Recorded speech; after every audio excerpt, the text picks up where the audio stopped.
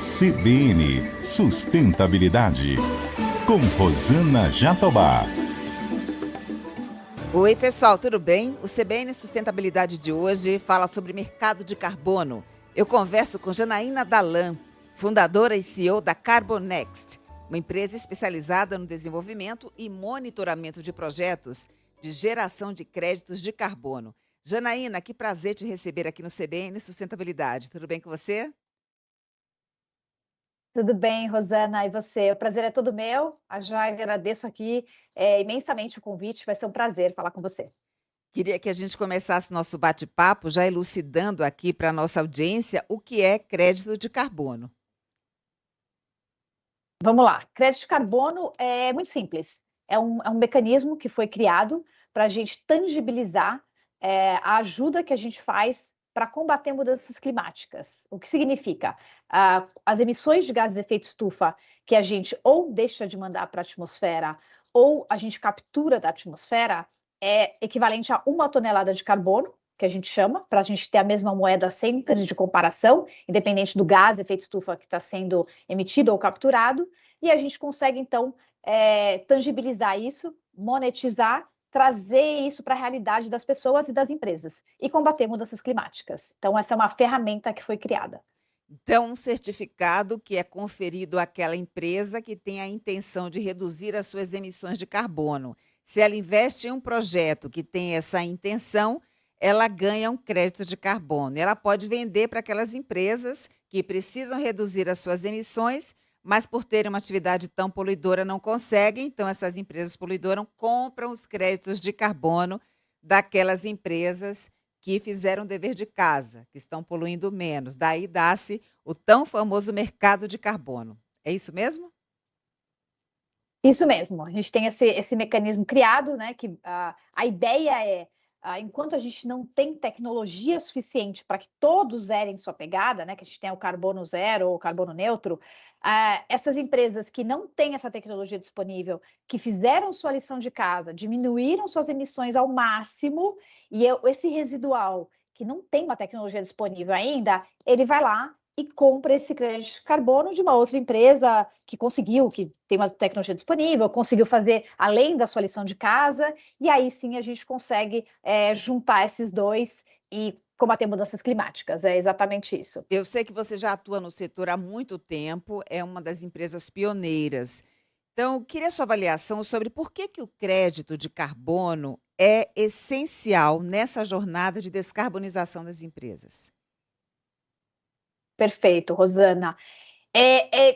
Vou linkar exatamente com o que eu falei um pouquinho atrás. Então, a gente está vivendo uma transição para uma economia de baixo carbono.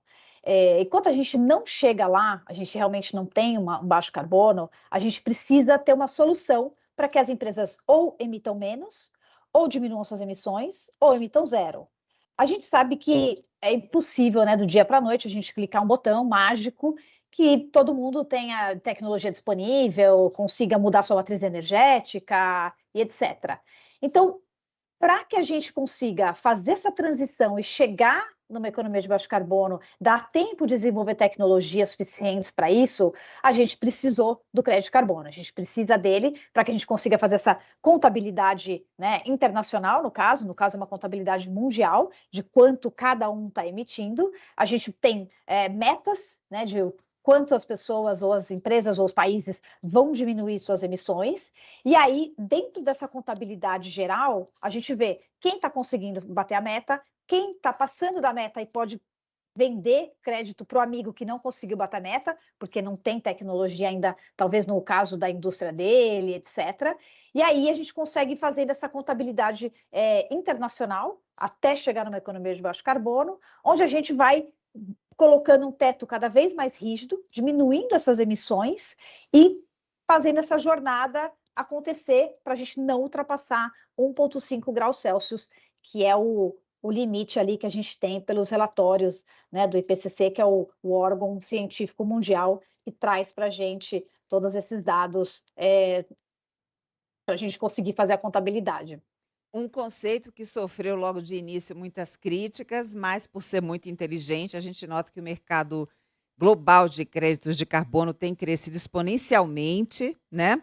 E aí eu queria que você trouxesse aqui para nossa audiência, Janaína, qual é o tamanho desse mercado? Eu sei que ele é grandioso. Ele tem crescido muito, Rosana, como você mesma, né, falou. A gente tinha um mercado que foi praticamente incipiente, né? Há alguns anos atrás ele praticamente não existia. A gente teve um mercado antigamente, na era do Protocolo de Quioto, em 2006, por aí, até que grande. Ele desapareceu depois da grande crise financeira e agora a gente está tendo uma retomada aqui pela emergência climática que a gente vive diariamente.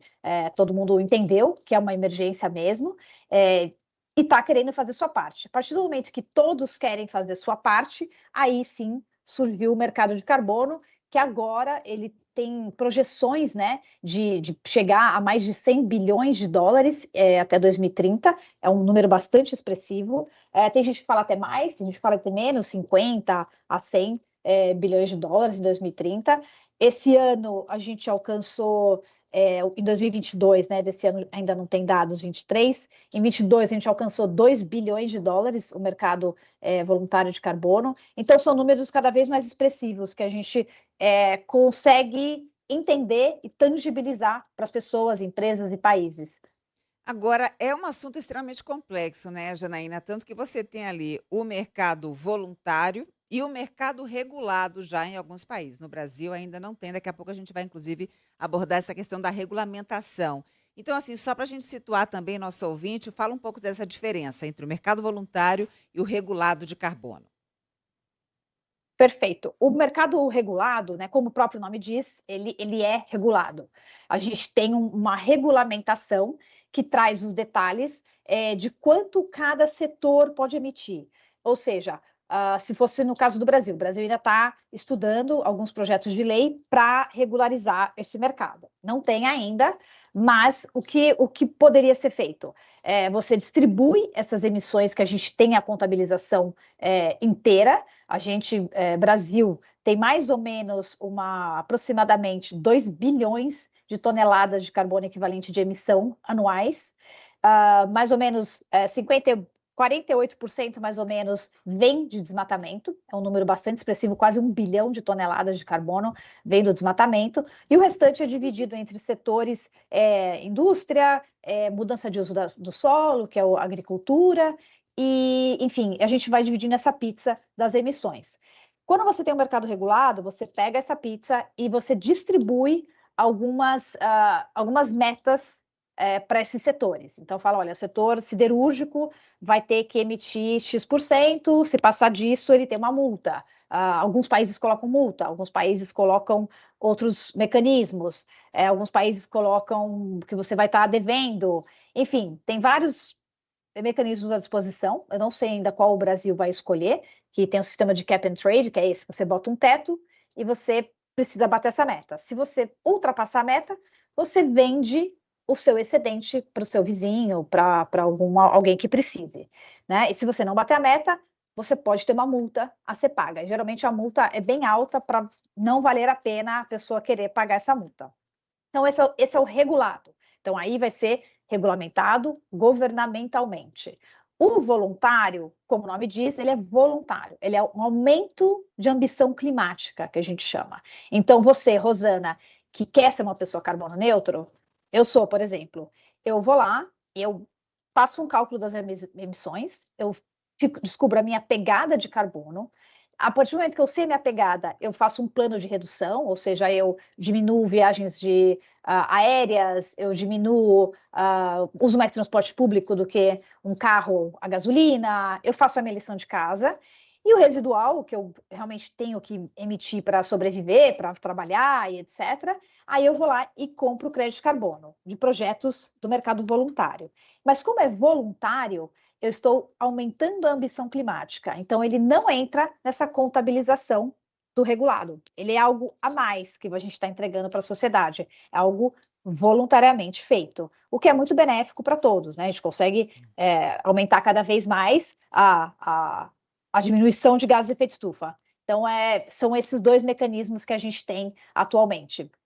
Você mencionou agora a responsabilidade do Brasil na questão da emissão de gases do efeito estufa. A gente precisa, de fato, zerar o desmatamento, porque grande parte das nossas emissões se deve ao desmatamento. Mas, por outro lado, existe a expectativa de o Brasil ser o maior produtor, o maior gerador de créditos de carbono do mundo. Na sua avaliação, o que está faltando para a gente se apropriar desse título e realmente conseguir aproveitar esse mercado? A gente tem alguns entraves aqui, né? A gente precisa, primeiro, regulamentar o mercado regulado mesmo, ele precisa acontecer, as pessoas precisam entender as suas responsabilidades, as empresas e setores. Então, a gente precisa, primeiro, dar esse passo, que eu acredito que seja dado logo mais. A gente vê muita movimentação no governo, muita discussão sobre projetos de lei, enfim, eu acho que isso deve acontecer, espero que esse ano ainda. Então, esse é um gargalo, é o primeiro gargalo. O segundo que a gente tem, como você, né, disse, a questão do desmatamento é o nosso grande calcanhar de Aquiles aqui, né? A nossa grande emissão é realmente proveniente de desmatamento, mas a gente tem um problema nessa questão. A gente tem um problema fundiário, de terras que não têm títulos legalizados, muita terra grilada. Para você ter uma ideia, cada 10 projetos que chegam na Carbonext, 7 já não passam pelo nosso setor jurídico de cara, ficam 3 para uma análise mais profunda, que a gente faz análise jurídica até o destaque do Estado. Então, quando a terra foi destacada do Estado, a gente faz toda a cadeia dominial para ver se essa terra realmente não é grilada. E quase poucas áreas têm todo esse histórico. Então, dificulta bastante também você fazer novos projetos, você fazer projetos em larga escala. Esse é um problema também que a gente tem bastante grande para que a gente alcance esse potencial que muita gente, né, comenta e que a gente realmente tem. Tem um potencial enorme, mas a gente tem esses 2 gargalos aí de regulamentação do mercado, questão fundiária.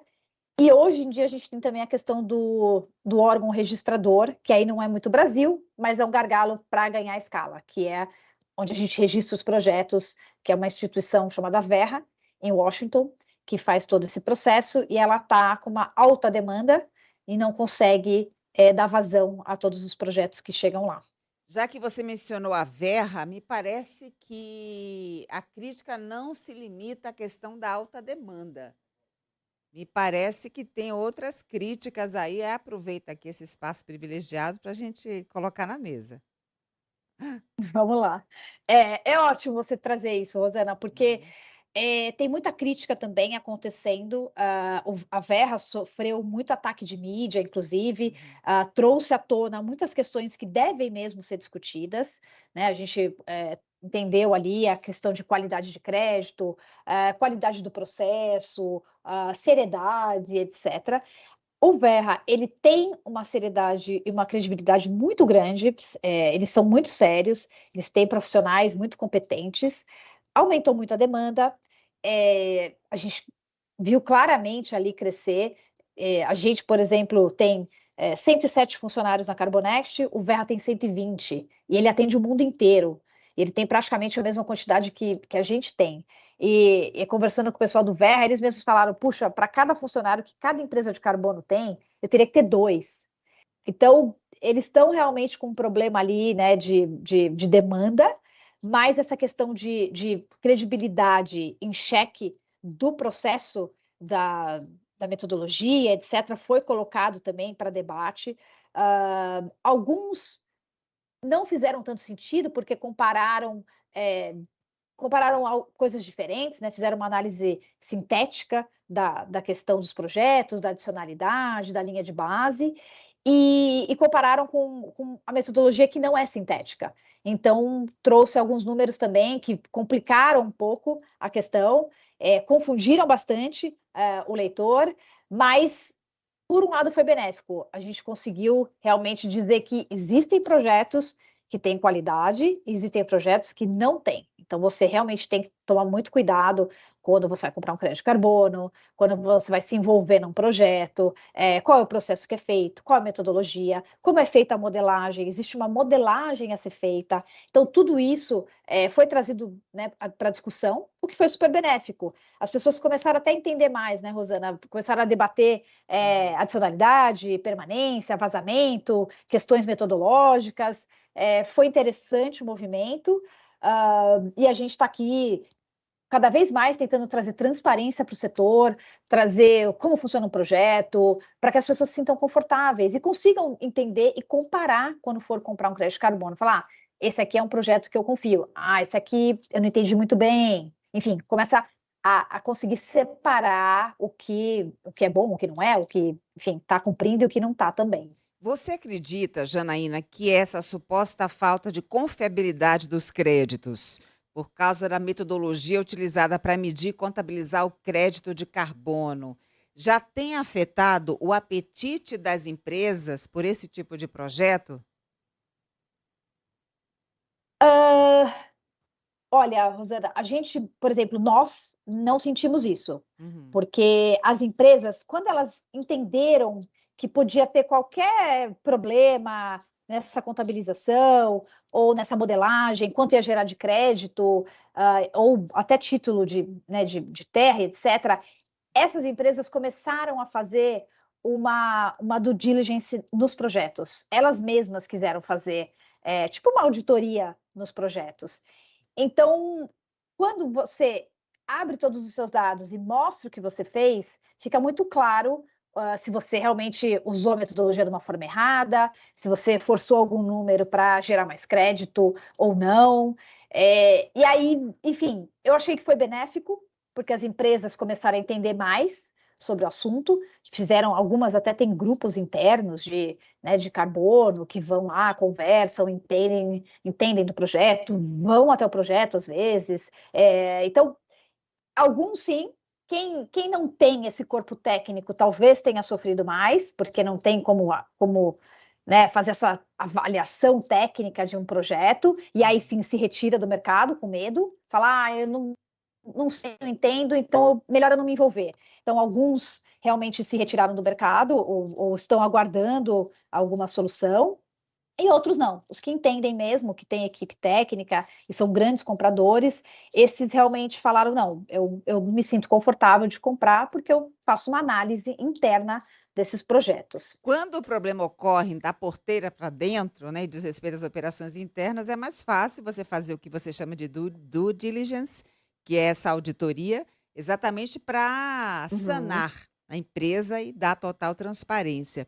Agora, tem um outro problema que também é muito citado com relação ao mercado de carbono, que é sobre a regularidade das propriedades que originam os créditos. Você já pincelou aí, mas chegou a hora da gente detalhar.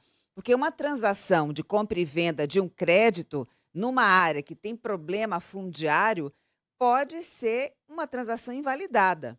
E isso acaba, inclusive, comprometendo a credibilidade do mercado como um todo. Aí, Janaína, eu quero saber como é que a gente faz para sanar essa questão, porque ela extrapola os ditames, os limites de uma empresa. Com certeza, Rosana. Esse é um dos gargalos que a gente sofre, né, diariamente.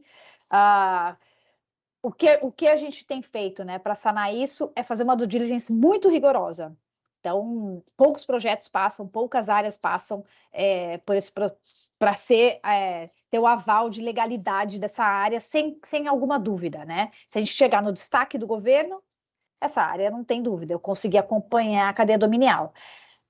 Mas você tocou numa coisa muito importante, porque nem todo mundo tem estrutura para fazer toda essa diligência. É caro, né? São advogados caros, são processos caros, e como você disse, o mercado ainda está em formação. Então, nem toda empresa tem uma estrutura muito grande para isso, ou até recurso para contratar um escritório de fora. Ou às vezes contrata e o escritório é de São Paulo, não conhece muito bem a realidade, né, da Amazônia, do bioma amazônico.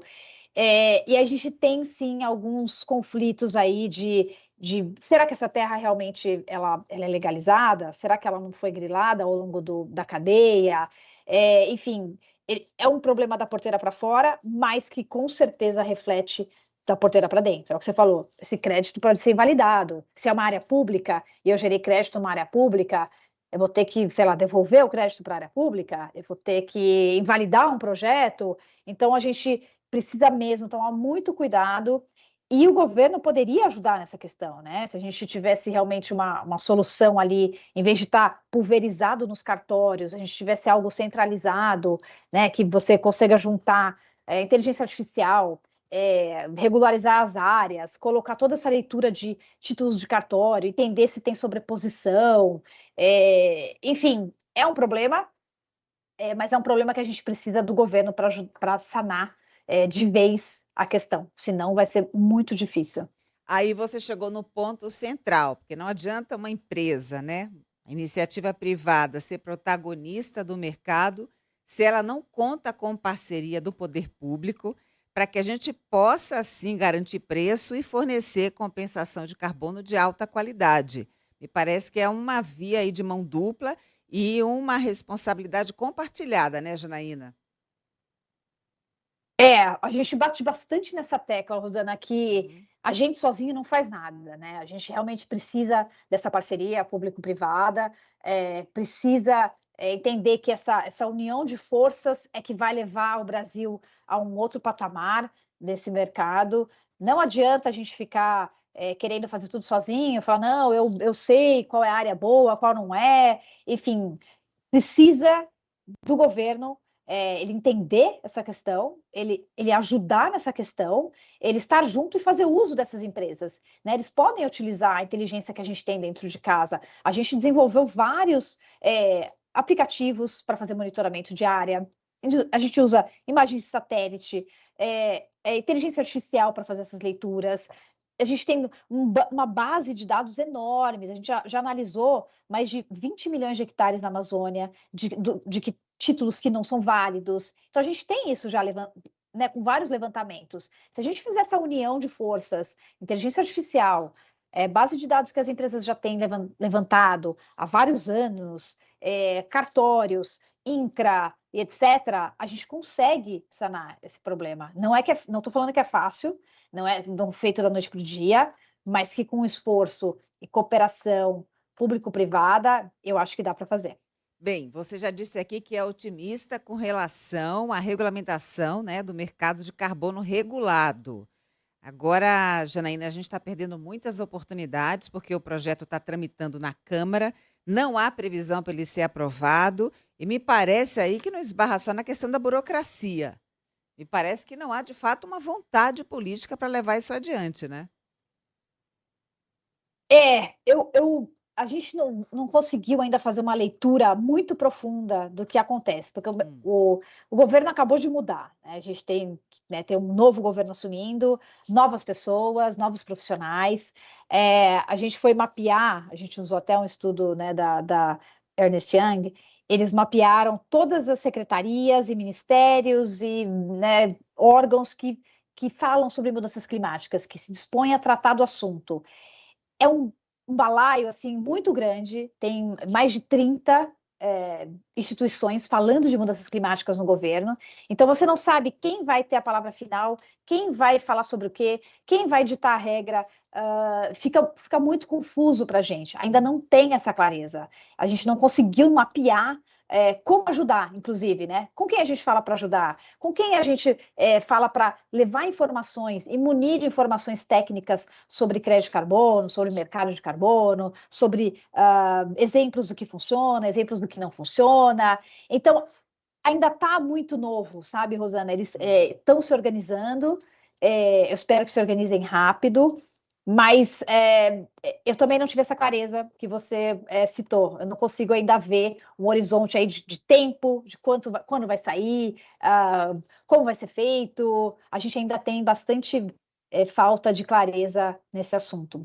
A Carbonext é a empresa que mais gera créditos de carbono oriundos da redução das emissões por desmatamento. Então, conta para gente quantos projetos vocês têm, há quantas anda o funcionamento deles. Vamos lá. A gente tem atualmente 17 projetos em andamento, em diferentes fases. Então, tem projetos que já estão registrados, que já geram crédito, tem projetos que já está no terceiro ano de monitoramento, quinto ano de monitoramento.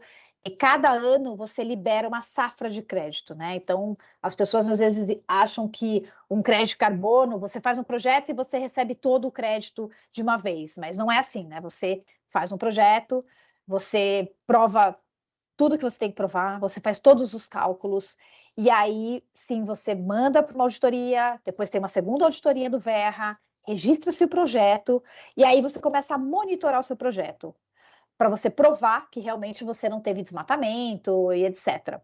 Quando você prova isso, depois de 1 ano, você pode fazer o seu relatório de monitoramento. Você faz um relatório mesmo, é um relatório escrito, chama a auditoria de novo, prova tudo o que você falou que ia fazer, né, todas as suas ações, inclusive ações sociais. O projeto ele é muito atrelado a ações sociais, de benefícios para as comunidades locais, etc. Provado tudo isso, passa de novo por auditoria, vai para o Verra de novo, e aí ele libera essa safra de crédito. A gente tem safras de créditos anuais. E aí você, para realmente te forçar a manter esse projeto por 30 anos, você precisa manter essa área por 30 anos. Então, os nossos projetos eles estão em vários estágios, alguns já gerando créditos, alguns ainda em desenvolvimento, alguns já fazendo toda a parte de levantamento de dados, alguns em due diligência jurídica. Então, a gente tem diversas fases dos projetos. A gente conta com uma equipe, né, de mais de 100 pessoas na empresa para poder fazer isso. A gente tem um escritório em Belém, estou aqui hoje até no Pará. A gente tem um escritório aqui com quase 20 pessoas que ficam no campo, que são daqui, né, do bioma amazônico, da região, entendem bastante dessa realidade, né, amazônica, fazem todo o levantamento social, vão para campo, enfim, a gente tem uma equipe muito grande, muito bem, altamente treinada, para que a gente consiga entregar esses resultados. Isso é muito importante, entregar resultado e crédito de altíssima qualidade.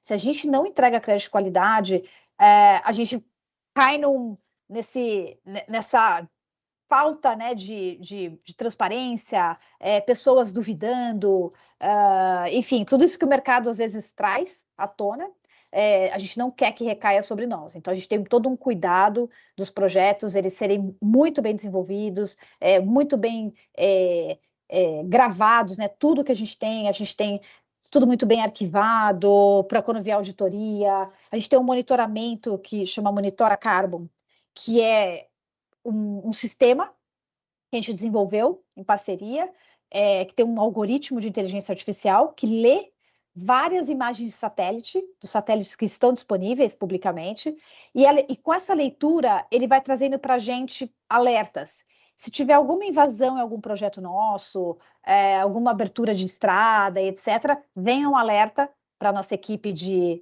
SIG, né, de Sistema de Informação Geográfica. Eles analisam essa imagem e se for realmente algum problema, que a gente já teve, problema de começaram a fazer uma estrada bem na borda e entrar para o projeto, aí a gente aciona as autoridades, aciona todo um protocolo para barrar esse desmatamento e a gente consegue fazer isso muito rapidamente, o que é bom, e a gente segura mesmo o desmatamento ali no projeto através desse programa que foi desenvolvido.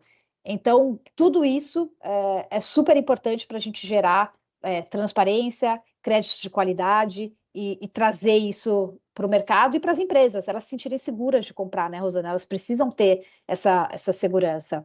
Você mencionou que está aí no Pará. A gente sabe que os créditos de carbono aqui do Brasil são muito visados, né, procurados globalmente, principalmente porque eles vêm de projetos florestais da Amazônia, que está nos holofotes aí do globo. Uhum. E nos outros biomas? A gente tem projetos, sim.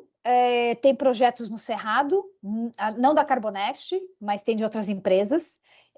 Tem projetos no Cerrado. Na Caatinga, eu desconheço se tem projeto de RED+.